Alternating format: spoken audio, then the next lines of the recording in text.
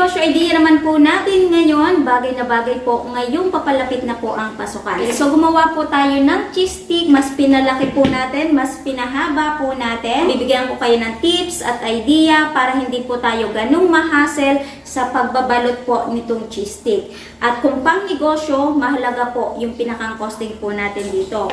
Kung magkano po ang magiging bentahan per piraso at ano po yung magandang presyuhan para mas kumita po tayo pero hindi naman po ganung mamamahalan po si customer. Kaya panoorin nyo po hanggang dulo kasi nakapaloob po lahat yun dito.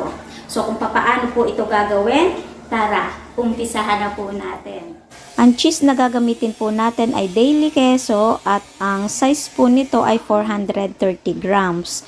So, laging ganito yung ginagamit ko kahit sa puto or pang toppings man kasi para sa akin, masarap na din siya and then affordable at madali din po itong gayatin kasi hindi po siya ganong kalambot. Okay, pero kahit ano naman pong cheese, pwede po natin gamitin na sa tingin po natin ay masarap po sa panlasa po natin. At yung pinakang tips ko sa inyo dito kapag mag-i-slice, yung kutsilyo na gagamitin po natin, balutan po natin ng cling wrap. At sinisigurado ko sa inyo na hindi na po didikit yung cheese sa kutsilyo po natin. Kahit gaano kaliit pa yung gayatin po natin, hindi po yun masisira dito o kaya naman po ay didikit. Gayatin po muna natin ang ganitong slice hanggang sa maubos para dire-diretso. Yung size na gagawain po natin, nakadepende pa rin naman po yun sa atin kung gaano kakapal or gaano po kanipis. At kapag na-slice na, gayatin naman po natin ng haba-haba. Estimate po dito sa isang hiwa, makakagayat po tayo ng 5 to 6 pieces. So mamaya sa costing po natin malalaman nyo po kung nakailang piraso po tayo dito sa 430 grams. Kapag nagayat na po natin, ngayon ito po ay babalutin na po natin at yung lumpia wrapper na meron po ako dito ay medium size. Bali ito po ay tira pa noong nagbalot po kami ng Shanghai. Kaya naman po napagawa po ako ng cheese stick para hindi naman po masayang. Pagkatapos, hahatiin lamang po natin ito sa gitna. And then, gagamit po tayo dito ng tubig para pang-seal po natin dito po sa ating cheese stick. Dito nga po pala may simple tips po ako sa inyo sa pagbabalot po ng cheese stick. Babasain po muna natin yung dulo. Pagkatapos, dalawang cheese yung ilalagay po natin dito para mahaba. At kung mapapansin po ninyo, medyo kaiklian na yung space sa bawat dulo.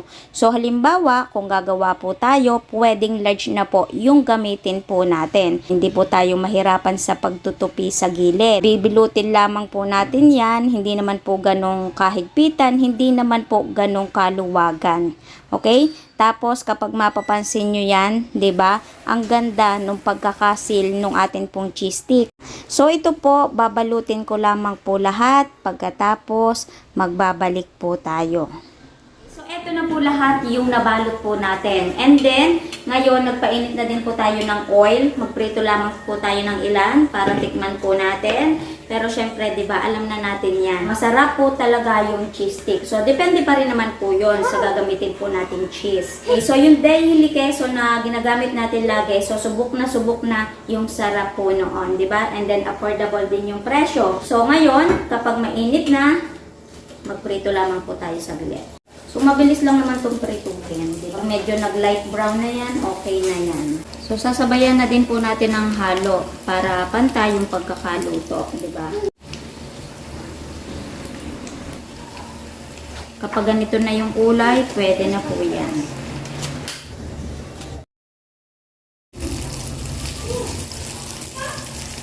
So, ang gandang tingnan mga katipid-tips. So, basta maganda yung pagkakabalot ng ating pong cheese, so hindi po tatalabsik yan. So, ang ganda ng pagkakaluto, ang ganda ng pagkakabalot, ang hahaba, diba? So, eto na po yung niluto natin cheese stick. Mamaya sa costing natin, bibigyan ko pa kayo ng idea sa pwede po natin paglagyan. Titikman ko lamang po ito ng mabilisan. And then, magko-costing na po tayo. And so, yung pinakang dressing po natin, sa usawa natin, so hindi ko na ipinakita kasi mayonnaise at ketchup lamang naman po ito. So, sa mga bilihan po ng mga frozen, meron tayong mabibili ng mga dressing na mix na mayonnaise and ketchup, 'di ba? Na mas affordable. So kung itatanong nyo, mas gusto nyo yung medyo mas level up pa yung dressing. So sa mayonnaise, base po dati, doon sa ginagamit ko nung nagtitinda pa ako dati, ang ginagamit ko po ay yung Best Mayo. Kung ihahalin tulad ko siya sa masasarap na mga mayonnaise, so yun po yung mas affordable. Yung binibili ko is yung ganung kalaki na. Tapos nilalagyan ko lamang po yun ng ketchup, hinahaluan ko. Kung gagamitin natin dressing, nakadepende na po sa atin.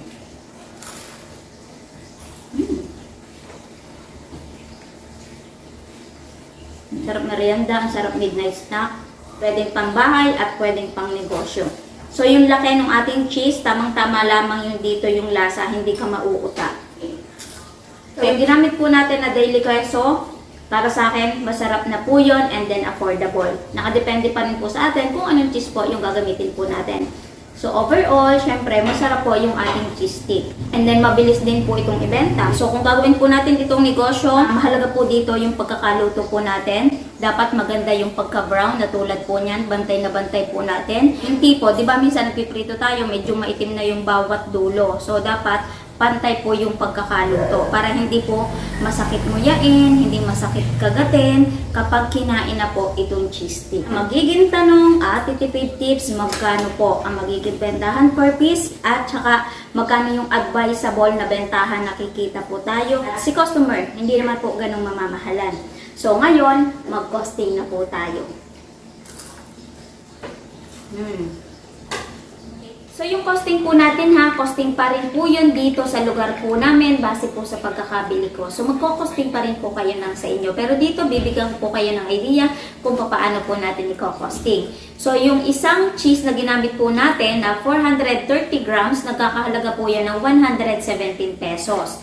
At i-plus na din po natin yung wrapper na ginamit po natin. Yung wrapper is hinati po natin sa dalawa. So nagkaroon ng 100 pieces. Isang balot lamang po yung nagamit po natin at nagkakahalaga po yun ng 35 pesos. Total po ay 152 pesos at i-divide po natin sa 98 pieces na nagawa po natin. Ang kakalabasan po nun, 1.55 lamang po yung pinakampuhunan po natin dito sa mahabang cheese stick po na ito. So advisable po natin itong itinda ng 5 pesos po kada isang peraso. Pero, dapat meron po tayong minimum kung ititinda po natin ito. Kung ako yung tatanungin ninyo, pwede po natin itong ibenta ng 30 pesos. Pwede po natin siyang samahan ng 7 cheese stick na luto na. So, para meron lamang po tayong idea, so yung 1.55 na puhunan, i-times 7 po natin. Dun sa isang order na 7 stick po yung laman. Nakakalabasan po nun, 10.85 po yung magiging puhunan po natin sa cheese. Ngayon, mag-plus na din po tayo ng packaging na gagamitin po natin. Pwedeng ganito lang, yung silver plate. Pero para sa akin, mas maganda kung ganito yung gagamitin po natin para may takip, diba? So ito, wala pa pong 2 pesos po kada isang piraso. Pero sabihin na po natin na 2.50. Kasi syempre, kung maglalagay tayo ng sticker at meron pang plastic bag kapag tinake out. Merong dressing na gagamitin, sabihin na lamang po natin na 2 pesos para po sa 7 piraso. Mag-plus na din po tayo ng gas and labor po natin kapag niluto na. So sabihin na lamang din po natin na 2 pesos kasi usapan lamang po yon dito sa isang order. Ang kagadahan po dito, mabilis lamang po talaga siyang lutuin. So magiging total po ng pinakangpuhunan po natin kada isang order ay 17.35. So yung bentahan po natin na 30 pesos, i-minus po natin yung pinakang puhunan. So posible po tayong tumubo ng 12.65 po kada isang order. Estimate po yon 10 to 12 pwede po tayong tumubo sa isang order. Para meron lamang po tayong idea dun sa isang box na ginawa po natin na 430 grams kapag napaubos po natin yon.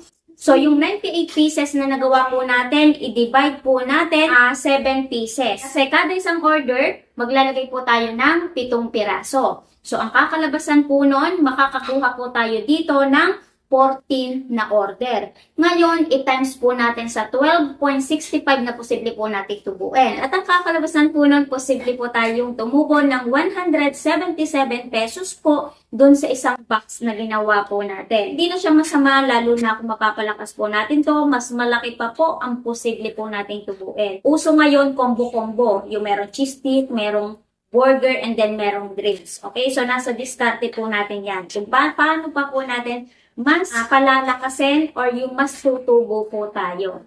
'Di ba? So sana, bago po ulit nagtapos yung video po natin, meron po ulit akong naibigay na magandang negosyo idea po sa inyo kahit tayo po ay nasa bahay po lamang. So kita-kits na lamang po ulit sa ating mga next video. Bye-bye!